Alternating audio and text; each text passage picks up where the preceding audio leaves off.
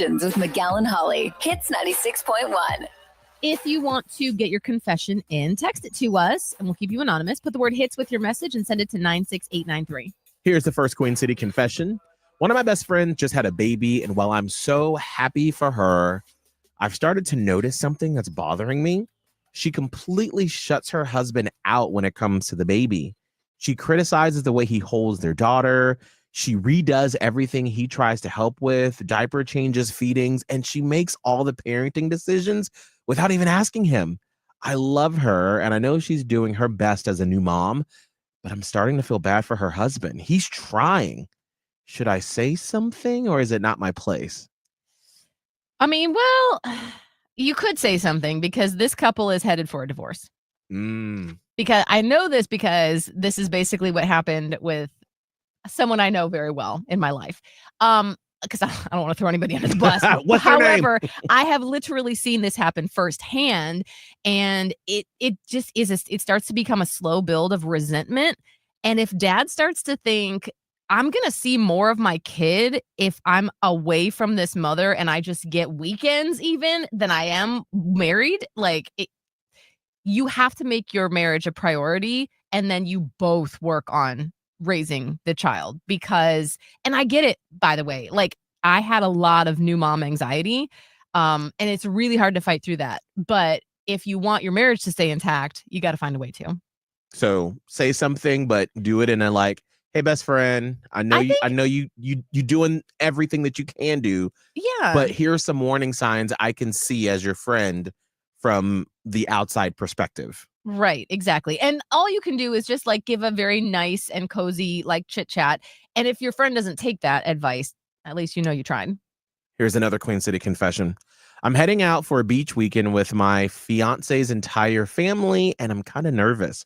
I've never traveled with everyone before. I'm talking about parents, siblings, and even the grandparents will be there. I'm used to beach trips being a little more loose, drinking, letting go, having fun. But now I'm overthinking everything. Is it disrespectful if I'm buzzed around his grandparents? Can I have a mimosa in the morning? I just don't want to be the bad influence fiance, but also it's my vacation as well. I mean, there's a good line. Plus, obviously, you ask your fiance, what kind of family are y'all? Right. Are you mimosas in the morning people, or are you a bit, of a we're going to count our beverages type of thing? And then you can go from there, but you should also be allowed to have fun on your vacation. When I saw this, it made me giggle because when my grandmother was still with us, she was a no drinking person. So my uncles and aunts, before grandma got there, they'd all have their beers. And then as soon as it was they were all teenagers, and my old uncles would be like, Mom's on the way. Oh my God. And they start passing out solo cups and putting beers in there. And now that she's passed, now they're, it's open. But we were a family that you don't drink when grandma's in the house. Right. So there's always these families have rules like that. Just find out what they are. Here's the last Queen City confession. My husband has this nightly routine where he sits on the couch, watches SportsCenter, and flosses his teeth. There is nothing that turns me off faster than the sound of floss snapping and plaque popping. Oh. I've told him how gross it is, but he just laughs and says, it's good hygiene. I am all for dental care, but can we not do it in the living room while I'm trying to relax? Maybe he didn't think you were very serious. You got to be sit down and have an after school special type of literally do it somewhere else. You cannot do this here. Because some things really shouldn't be in shared spaces. I would include clipping your nails in that. You're going to need to do that somewhere else. What, you mean you and your fiance, Holly, don't sit around on the coffee table and hawk your foot up on the table and start clipping away? No, we don't. Although I found a fingernail next to the couch the other day, and I picked it up and I looked at my fiance and I looked at my daughter and I go, who's this? Who? And they both were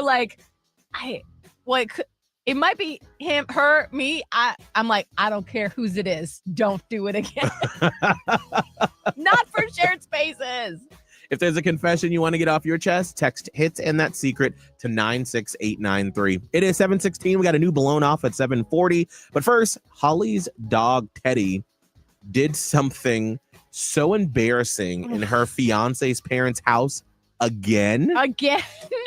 And now it's starting to feel like your dog Teddy is doing it on purpose. It feels that way. If you've ever had a pet humiliate you in front of people who matter, get ready. Holly shares this awkward moment